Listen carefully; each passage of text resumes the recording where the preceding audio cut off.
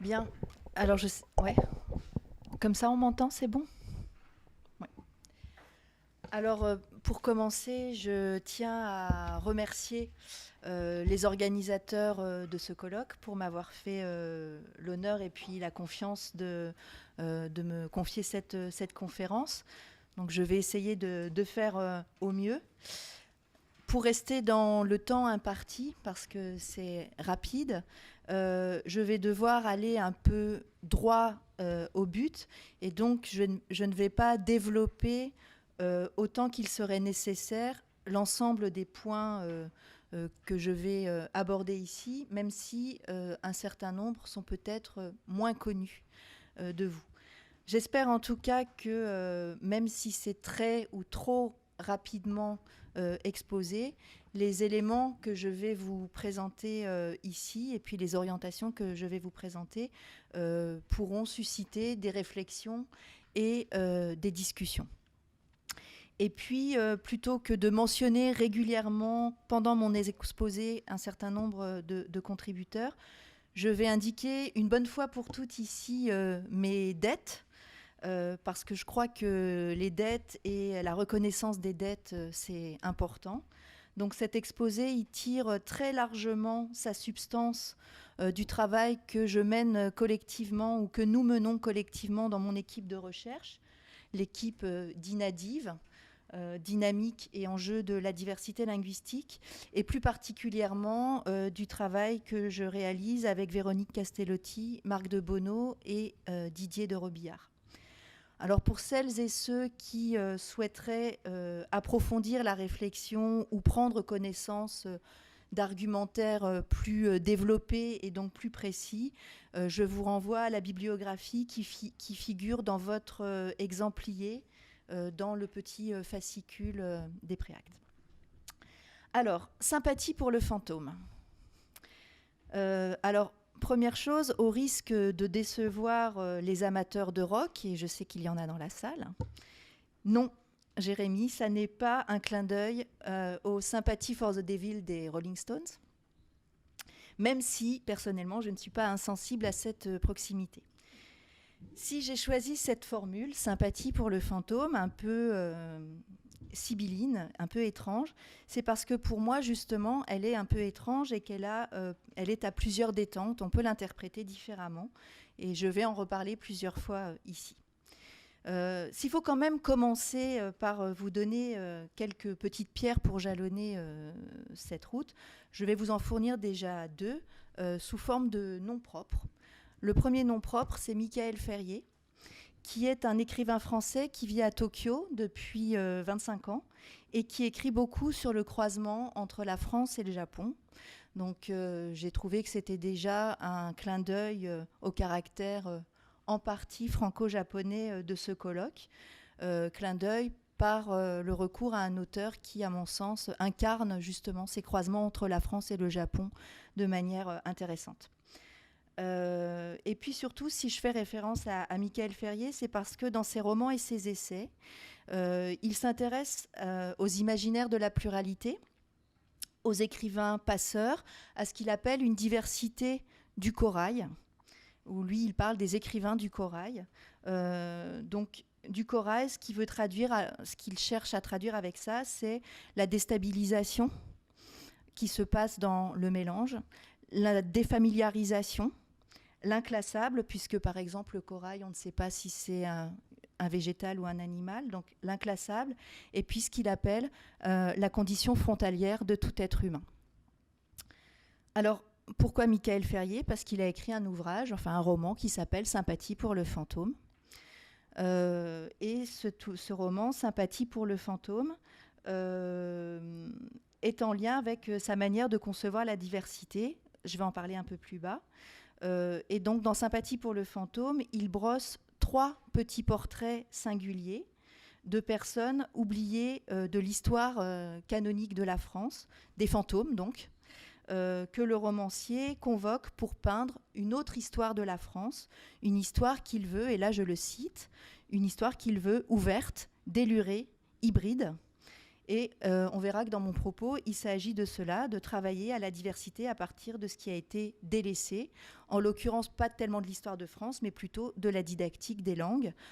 pour envisager un autre univers de pensée, un autre imaginaire didactique pour les langues. Deuxième pierre, Bernard Pie. Bernard Pie,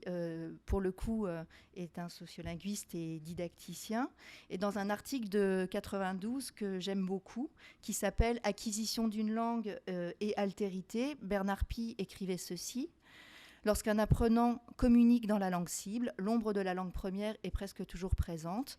Le problème de l'apprenant est de décider ce qu'il va faire de cette présence. Deux solutions s'offrent à lui. Essayer de chasser ce fantôme par tous les moyens ou cohabiter avec lui. » Donc là aussi, il est encore question de fantôme. Donc Bernard Pie parlait ici du fantôme de la langue première, mais on peut, et à mon sens il faut aussi, parler du fantôme de la langue étrangère, c'est-à-dire la dimension déstabilisante, défamiliarisante, déclassifiante, frontalière, sa nature ouverte, délurée, hybride, donc de la langue étrangère. Et c'est ce que j'essaierai de faire ici pour la didactique des langues. Alors, puisque le colloque a décidé de mettre la focale sur le cadre européen commun de référence, je commencerai par résumer brièvement les conceptions de la langue qui, en tout cas dans ce que j'en comprends, fondent cet outil, donc le cadre, et puis sa récente amplification, et puis les sous-jacents épistémologiques de cette conception. Et puis dans un deuxième temps, je partirai d'une autre conception de la langue à partir des travaux d'un linguiste allemand, Wilhelm von Humboldt, et qui en fait est un théoricien de la diversité des langues. Et il me semble que ses écrits peuvent nous aider à vivre justement en sympathie avec le fantôme de l'ombre des langues. Alors, évidemment, j'envisagerai aussi les implications pour la didactique. Donc, la langue, ou la conception, disons, au plan épistémologique de la langue dans le cadre européen commun de référence. Donc, encore une fois, je le dis, je vais aller assez vite, hein, mais si on veut aller vite, on peut retenir de l'idée que dans le cadre européen commun de référence, la langue, elle est envisagée dans une perspective à la fois actionnelle et plurilingue. Vous trouverez des exemples, donc dans l'exemplier, je ne vais pas les redire ici, puis ils ont été abordés aussi ce matin par Enrica Picardo. Donc, perspective actionnelle et perspective plurilingue, ce qui réunit ces deux orientations, c'est en fait, au point de vue épistémologique, une conception pragmatiste de la langue, donc fondée sur l'idée, que je rappelle ici très rapidement et donc un peu caricaturalement, sur l'idée que tout ce qui existe est dans l'action, hein, et puis que la langue a prioritairement une fonction communicative. Donc on parle bien de perspective actionnelle, par exemple, et puis de la compétence plurilingue pour construire une compétence communicative. Alors, au plan épistémologique, la pragmatique, et puis donc pragmatique linguistique et pragmatique philosophique, s'ancre dans la philosophie analytique du langage, ce qu'on peut résumer autour de deux termes clés. Pour aller là aussi un peu vite. Le premier terme clé, c'est le principe d'efficacité, puisque selon la philosophie analytique, l'efficacité constitue le critère principal de la vérité. Et puis le second terme, c'est celui d'exprimabilité. Et donc, selon ce principe, tout ce que l'on peut vouloir signifier peut être dit, ou, pour reprendre le titre d'un article de Patrick Anderson, nous avons toujours les moyens de vous faire parler, ou en tout cas, nous avons toujours les moyens de parler. En d'autres termes, la compréhension est un horizon de la communication, c'est-à-dire qu'au moins à terme, on peut tous se comprendre. Et puis, les limites de l'exprimabilité sont essentiellement techniques, c'est-à-dire que les limites de ce qu'on peut exprimer tiennent à la nature, à la maîtrise insuffisante de la langue, hein, quand on ne parle pas suffisamment bien une langue, par exemple, ou à l'insuffisance de la langue elle-même, quand on n'a pas les mots dans la langue pour exprimer ce qu'on veut dire. Alors, la présence de ce principe dans le cadre est plus délicate à illustrer,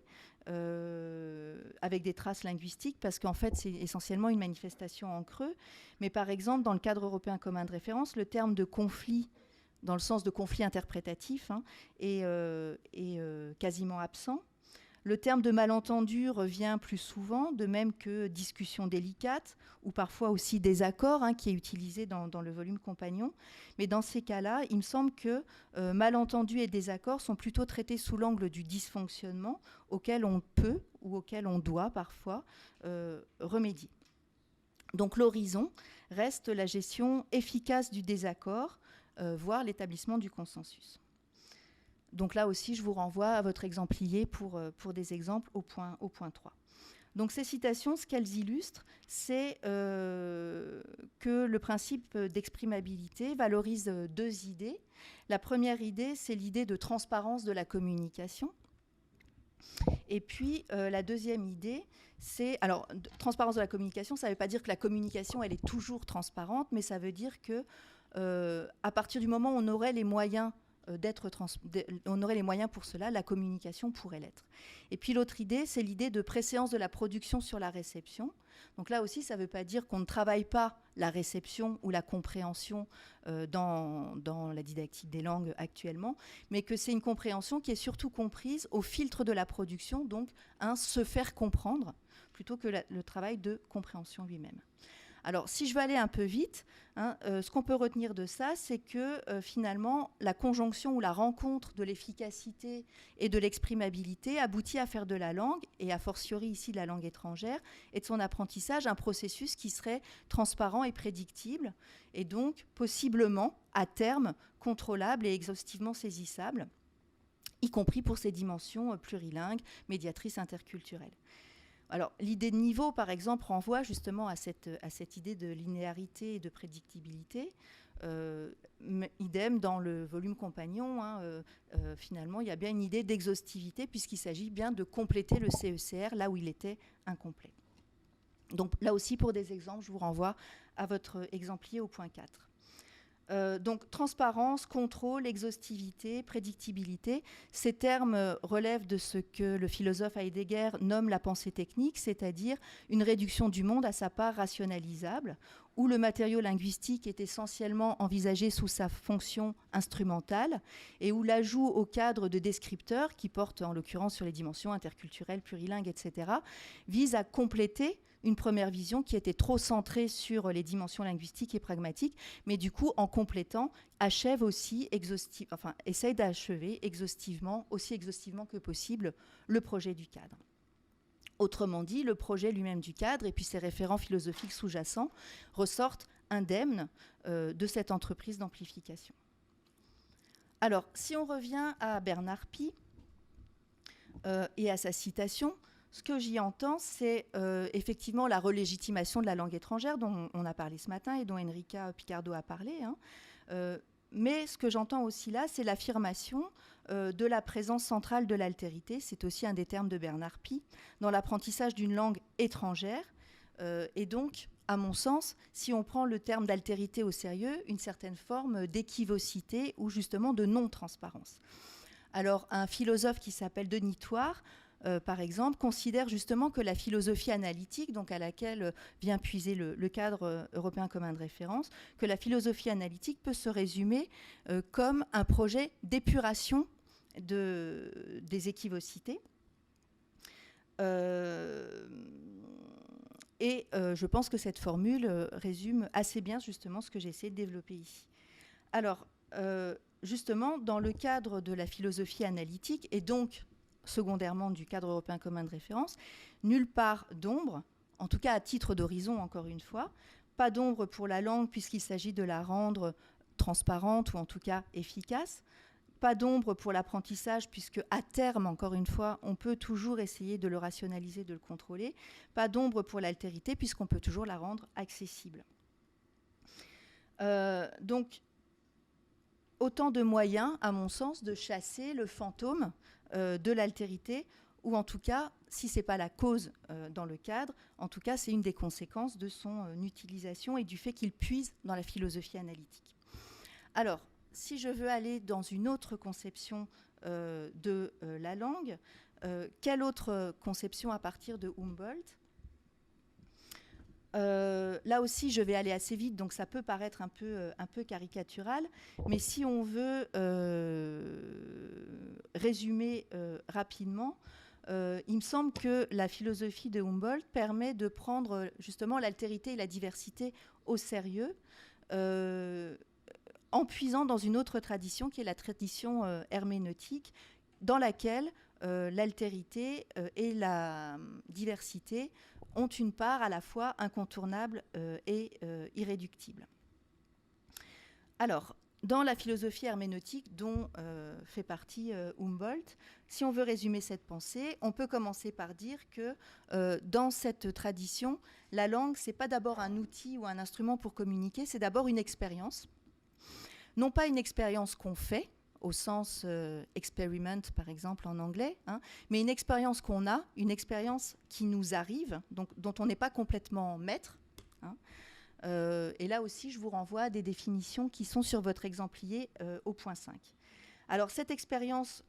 constitue les langues en ce que Merleau-Ponty appelle la présence perceptive du monde, ou ce que Humboldt appelle des visions du monde, des manières différentes de comprendre le monde à partir de la langue, de mettre en forme le monde pour la pensée, pour reprendre des propos de Thouars.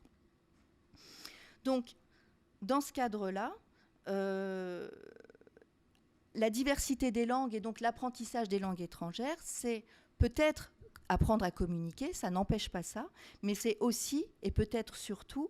un endroit où on peut comprendre l'existence d'une diversité des visions du monde. On a parlé par exemple ce matin de mots qu'on a du mal à traduire, hein, il me semble que c'est un exemple de ça, et puis que c'est aussi un endroit où on peut faire l'expérience de l'altérité qui nous fait vivre, hein, passer à travers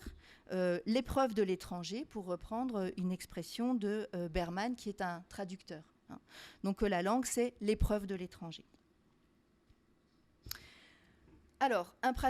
imprédictibilité, obscurité, incompréhension, il me semble que ce sont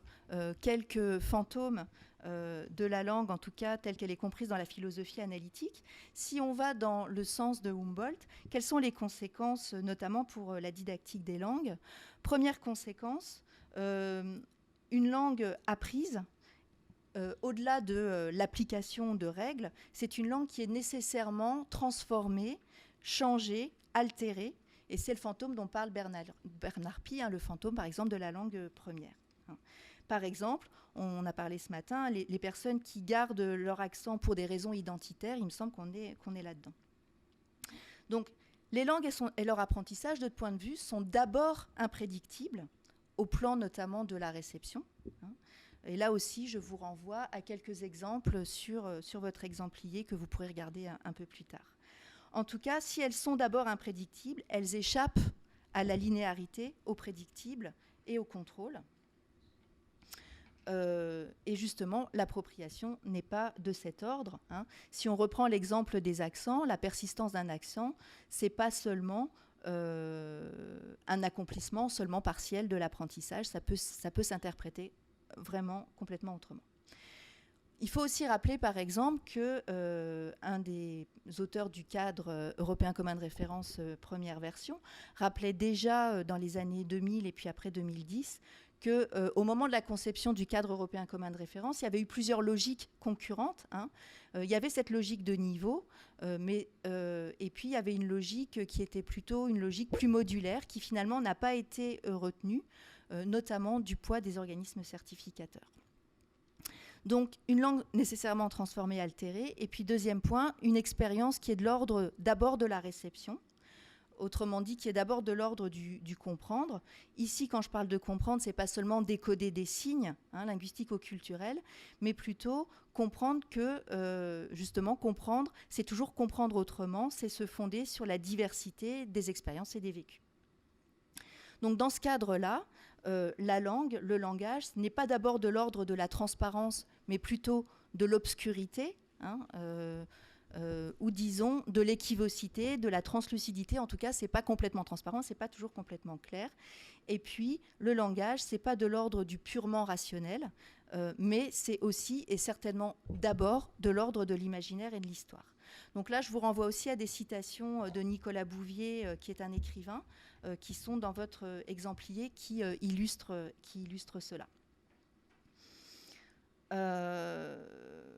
Voilà, pour les traductrices, je passe un petit peu, et puis j'arrive à un autre point qui est l'appropriation pour être avec les fantômes. Donc Bernard Pie lui parlait de cohabiter avec le fantôme de l'altérité. Cohabiter, ça peut laisser penser que finalement il y a une forme d'indifférence, de vie en parallèle, hein, sans que ni la personne ni la langue ne soient altérées ou transformées. Mais dans la tradition, dans l'univers dont j'essaie de rendre compte ici, si on part de l'idée que c'est l'imprédictibilité, le translucide, le non compréhensible, la non-compréhension, ce que j'appelle l'ombre des langues, qui sont posées comme premières, alors au contraire, les personnes et les langues se trouvent transformées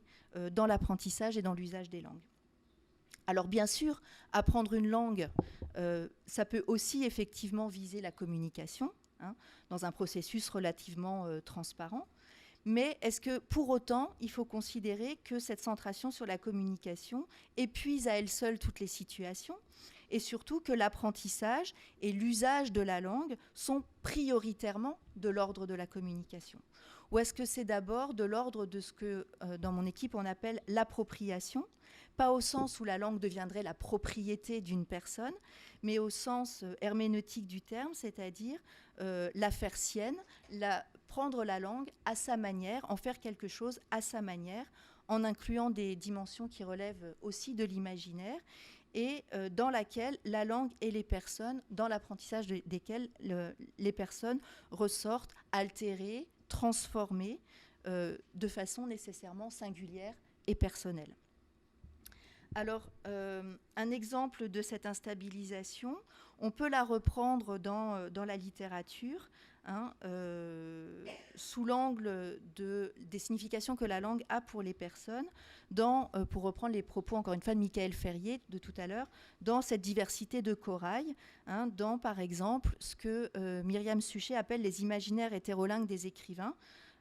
qui justement constitue, selon elle, une critique radicale de la langue. Donc pour vous rendre compte de ça, je vous ai mis un exemple dans l'exemplier que je ne vais pas avoir le temps de lire, mais qui me semble quand même intéressant d'évoquer rapidement. Donc c'est un exemple tiré d'une interview d'une metteur en scène qui s'appelle Caroline Giela Nguyen, qui a mis en scène, donc qui est française mais d'origine vietnamienne, et qui a mis en scène un spectacle qui s'appelle Saigon, donc sur les relations, enfin sur le Vietnam. Et elle raconte notamment que sa mère parle un vietnamien qui n'existe plus, puisque sa mère est réfugiée en France, une langue qui n'existe plus, et que donc la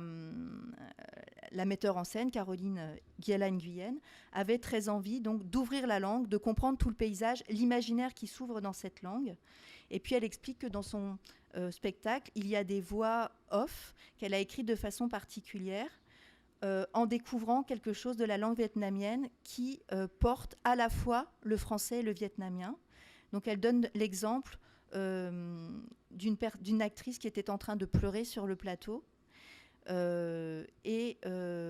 on aurait traduit en fait « je suis encore triste » quand on lui a demandé pourquoi elle pleurait. « Je suis encore triste » et le traducteur a traduit « elle n'en a pas fini de sa douleur », ce qui était une manière de faire figurer ou de rendre visible aussi le vietnamien dans le français. Voilà, donc ce qu'on appelle des imaginaires hétérolingues. Donc dans ce cadre-là, l'enseignant de langue doit favoriser plutôt l'appropriation, c'est-à-dire instaurer une relation qui rend l'appropriation possible. Et rendre l'appropriation possible, c'est d'abord chercher non pas à faciliter, mais plutôt à toucher, à instabiliser pour rendre possible la réflexion et la transformation, et à établir une relation qui vise non pas à rendre l'apprenant compétent, mais qui vise à toucher son imaginaire, puisque l'appropriation, selon Glissant, ce n'est pas une question de science, de connaissance des langues, mais c'est une question d'imaginaire des langues. Alors pour conclure rapidement, 3 remarques. La première, c'est que ce que j'ai essayé de développer ici, c'est pas tellement pour proposer une autre approche qui viendrait se substituer aux précédentes, qui viendrait par exemple remplacer une perspective communicative ou actionnelle. C'est pas du tout ça. C'est plutôt faire valoir que ce qui est présenté ou envisagé comme une évidence, par exemple dans le cadre, mais pas uniquement dans le cadre, n'est jamais en fait qu'un choix parmi d'autres possibles et qu'il existe d'autres choix et que finalement ce qui est peut-être intéressant, c'est de discuter ces choix justement pour les rendre transparents. De même, autre réflexion, c'est que amplifier le cadre par reconduction d'un identique, en fait, reconduit en même temps les prémices du cadre, reconduit ses hypothèses au lieu de les discuter et au lieu de poser à nouveau frais la question des langues. Alors, par exemple, pour le cadre européen, de reposer la question des langues dans le projet européen, dans un paysage qui a pourtant très largement évolué depuis les années 90 et 2000. Est-ce que c'est encore d'un cadre dont on a besoin? Je ne sais pas, mais la question se pose. Et en tout cas, par exemple, c'est aussi pour cette raison qu'à 3 associations, que sont la CEDLE, la SDIF, les Transit Lingua, nous organisons au mois de juin un débat participatif, justement, sur la question des langues en Europe, pour les envisager plutôt sous leur angle politique, et donc nécessairement débattant, plutôt que sous l'angle d'abord technique. Et puis, pour ce qui concerne les orientations que j'ai présentées ici, donc cette conception herméneutique des langues, elle essaye, ou en tout cas elle prend le pari de s'enraciner dans une orientation qui prend pour base la diversité linguistique et culturelle, mais aussi des projets d'appropriation. Et j'ai bien conscience que dans un premier temps, c'est assez peu aisé à saisir. C'est pour ça que j'ai essayé de m'appuyer sur des propos d'écrivains. Vous pourrez les relire dans l'exemplier. Mais puisqu'il a souvent été question de littérature et de sympathie pour le fantôme qu'est l'ombre des langues, je vais finir aussi par les mots de l'écrivain Nicolas Bouvier, qui s'appliquent peut-être à ce que je viens de dire. J'espère que vous avez compris les quelques mots que je vous ai adressés. Mais si vous n'avez pas tout compris, vous risquez de vous en souvenir plus longtemps. Alors j'espère que même si vous n'avez pas tout compris, vous réfléchirez à partir de ce que j'ai dit ici, peut-être pour vous en souvenir aussi un peu longtemps. Je vous remercie.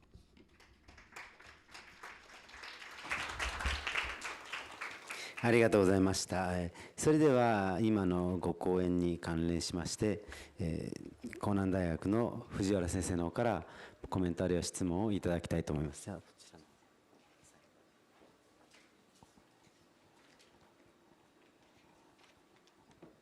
ユベール先生、フランス語、フランス的な精神、フランス語、フランス的な精神、批判的な見方を感じることができる、とても興味深いお話でした。どうもありがとうございました。私はフランス語が実は勉強したんですが全くできないんですね。それで先生の原稿とパワーポイントとハンドアウトを送られてきまして、何をしたかというと、ネット上の翻訳機にかけました。それで今日本語のトランスレートをお聞きして大体間違ってなかったかなというふうに思いました。ここで私が何やったかというと、先生が何を言いたいのかということだけに集中して、いわゆる言語テキストの合理的な理解っていうんでしょうか、機能的な理解をしようと思った。これが私の目的でした。ただ先生のテーマのファントームですかね、フランス語はどういうふうに発音するか分かりませんけども、このファントームをどういうふうに訳すのかな。ドイツ語ではガイストありました。で日本語の方ではファントムってあったり亡霊とあったんですね。でこの違いって一体何なのかなということをなんとなく経験した体験した不思議に思った。こういったアプローチを大事にすべきだというのが先生のもしかしたら今日おっしゃったことの一部分かなというふうにも感じました。でテキストと対峙する場合に何を目的として私たちは読もうとするのか。私の今回やったのは機能的なやり方、合理的なやり方でした。ただ文学テキストであるとか死であるとか、そういうのを理解しようとすると、やっぱり自分なりの理解の仕方を十分にすべきである、した方がいい、それが意味だということで、その時の目的によって読み方が変わってくる、対峙の仕方が変わってくるということじゃないのかななんて思いました。そこで、いくつかお尋ねしたい点があります。まず、先生のスライドの6枚目か5枚目だったかと思いますが、セファールの言語理解ということの中で、母語の影は取り除かれるべきものと理解されるということだったのでしょうか、どうでしょうか。ハンドアウトの位置は先ほどご説明の中にはなかったと思いますが、複言語の理解の中でセファールの初めの方で言われているのは、人がおぎゃーっと生まれてから母親の言語であるとかおばあちゃんのいろんな文化的なものを身につける、そして少し近所の人と関わりながらそこの文化言語を身につける、学校に行ってそこの友達との言語文化で、今度は高校あるいは大学に行って外国語異文化と関わっていく、そういった多様なものが個人の中に蓄積されてるんだよ、これを当然のことと考えているのが複言語の考え方じゃないかと思うんです。そうすると先生がセファールの言語理解としてそういった、いわゆる影というものを追い払おうとしているということと、私の理解がちょっとできなかったので、そこら辺のご説明をまずお願いしたいと思います。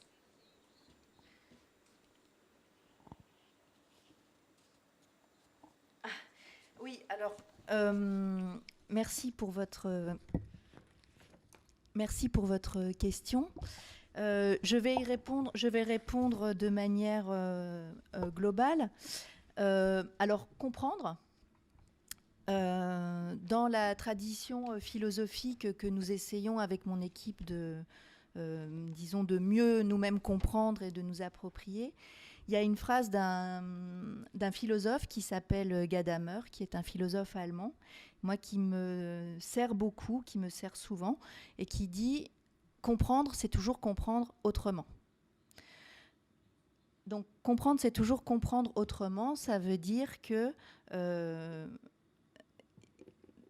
en général, ça ne veut pas dire dans toutes les situations, mais dans un certain nombre de situations, et disons par le langage lui-même, la compréhension, c'est toujours une compréhension qui est différente de l'intention. En tout cas, on ne peut jamais complètement être sûr que la manière dont les autres nous comprennent, la manière dont vous me comprenez ici,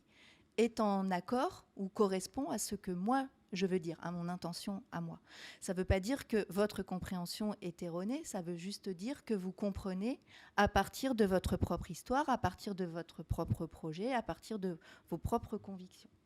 Donc comprendre, c'est toujours comprendre autrement. Vous êtes enseignant, vous le voyez bien vous-même aussi au quotidien. Si on demande à nos élèves ou à nos étudiants de résumer ce qu'on a essayé de dire, souvent on est très étonné par ce qu'ils ont compris de ce qu'on a voulu dire. Donc il y a une part en fait interprétative dans la compréhension, et ce qui me semble intéressant, et la langue étrangère exemplifie bien ça et permet d'illustrer ça, c'est comment à partir de ces différentes compréhensions on peut les confronter, non pas pour trouver du consensus, mais justement pour confronter le fait que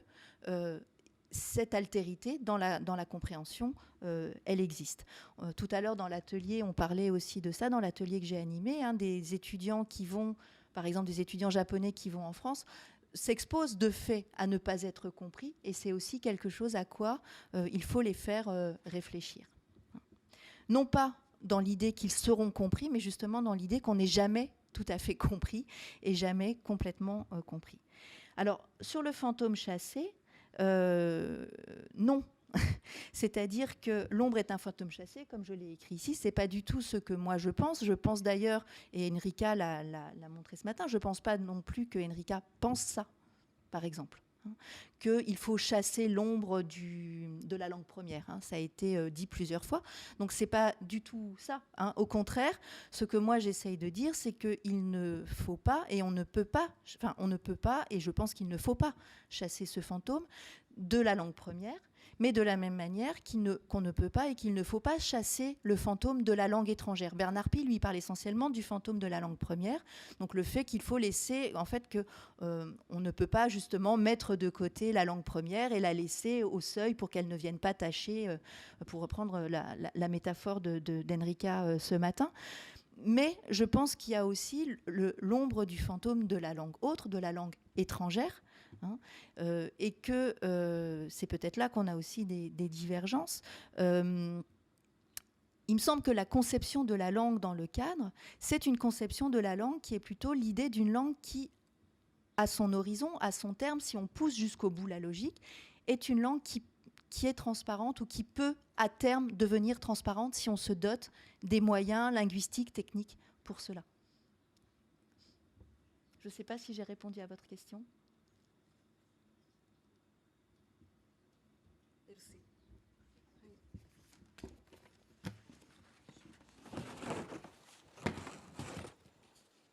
先生どうもありがとうございました。じゃああまり時間がないので、もう一つ質問したいと思います。先生のご講演を理解した限りでは、プロダクション、算出よりも、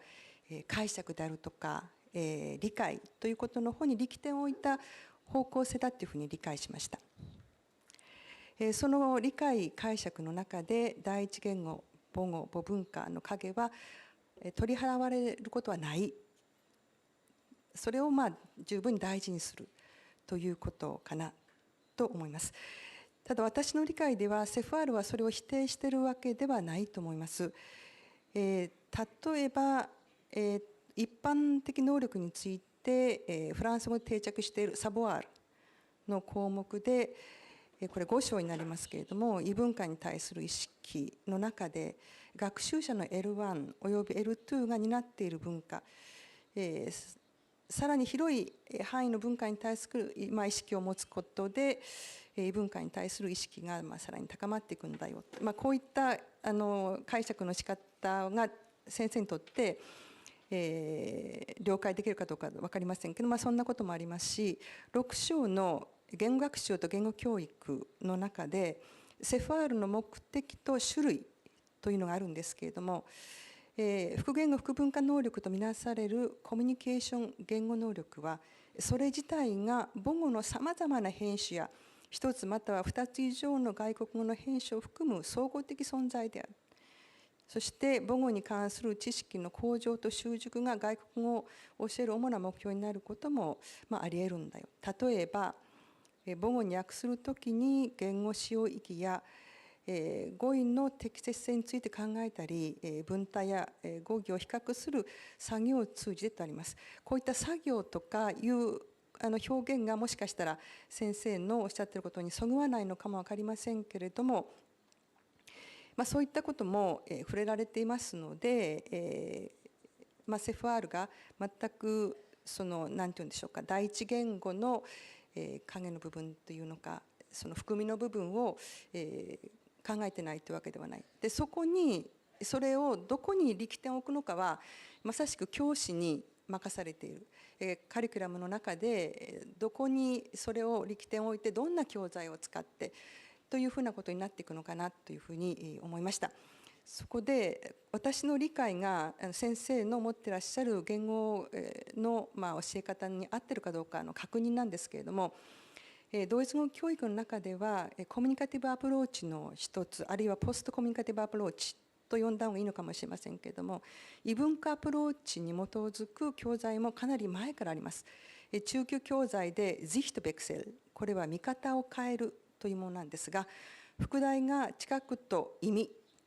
という副題で、文化とか個人によって見え方がとっても違うんだよというそういった感覚を研ぎ澄まそうみたいな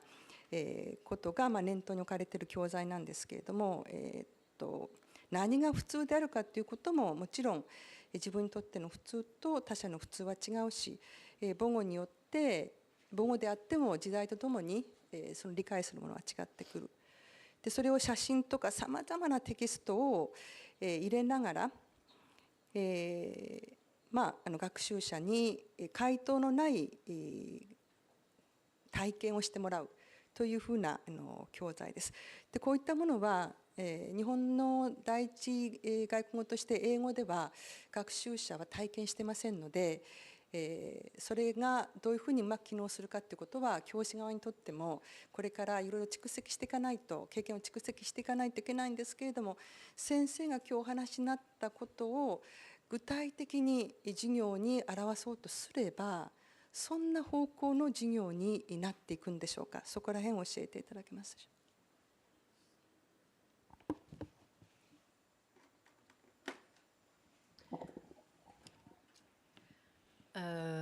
Oui, alors peut-être avant de donner des pistes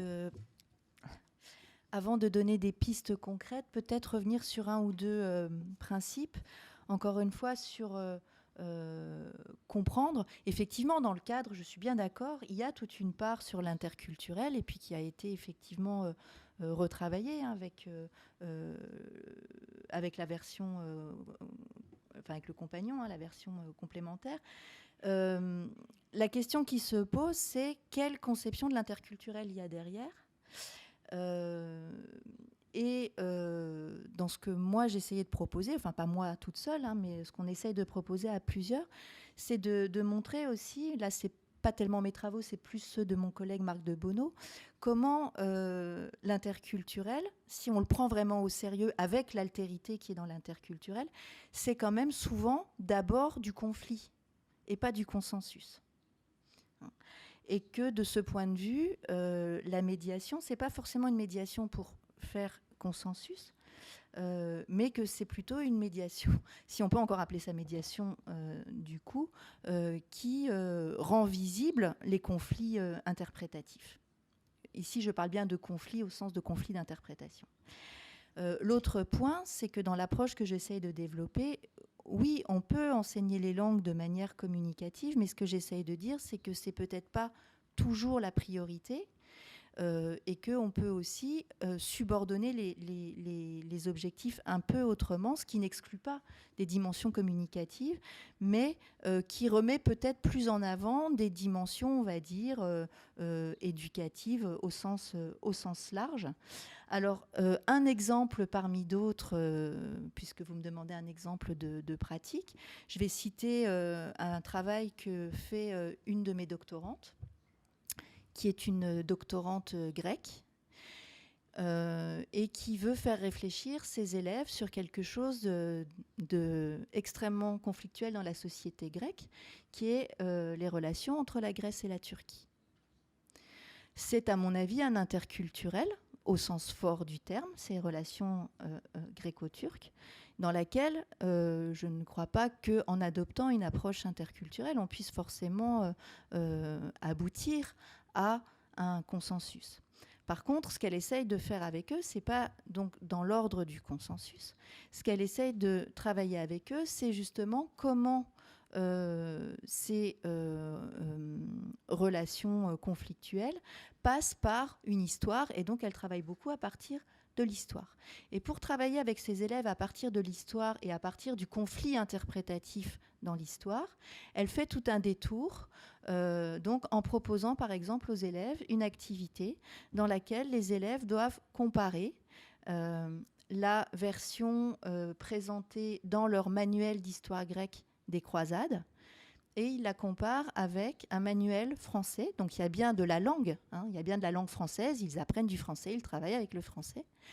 Donc ils travaillent en comparant le manuel grec et un manuel français sur l'histoire des croisades. Et ils se rendent compte que dans ces deux versions de l'histoire des croisades,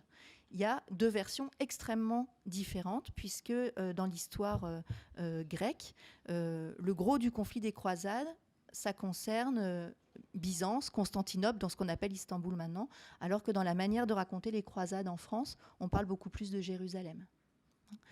Donc ça, c'est une des premières activités qu'elle leur a fait faire. Et puis ensuite, elle leur a demandé de comparer un documentaire qui présente ce qu'on appelle les janissaires, donc les soldats turcs qui avaient été enrôlés, enfin en fait des soldats grecs enrôlés dans l'armée turque, hein, et qui sont présentés, qui sont toujours encore en ce moment en Grèce présentés comme un enlèvement, un rapt, quelque chose de très violent. Et dans le documentaire qu'elle leur présente, c'est un documentaire américain, mais qui est traduit en français. L'histoire est présentée autrement, puisque c'est le propos développé, c'est que cet enlèvement a au final permis des formes d'intégration des populations grecques dans l'armée turque. Donc là, encore une fois, il ne s'agit pas de réfléchir à quelle est la vraie version ou la bonne version de l'histoire, mais les élèves, simplement, prennent conscience de cette diversité des interprétations. Il ne s'agit pas de, encore une fois, trouver quelle est la bonne ou quelle est la vraie, mais de travailler à partir de ce conflit interprétatif qui passe aussi par les langues, parce que, évidemment, l'usage des termes n'est pas le même dans les deux cas.